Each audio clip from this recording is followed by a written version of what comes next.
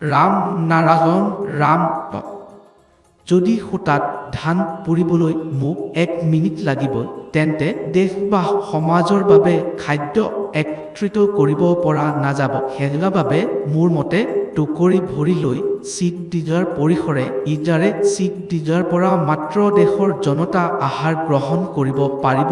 যদি মোক মোৰ কথা প্ৰতিজনলৈ বুজাই দিব লগা হজ, তেন্তে যথেষ্ট সমাজৰ আৱশ্যক হ'ব। তুমি কি কৰিছা সেয়া চাবলৈ মোৰ কাম নহ'জ, মাত্ৰ সমাজৰ সৈতে মিলি সমাজক সজাগ কৰি আগবাঢ়ি যা।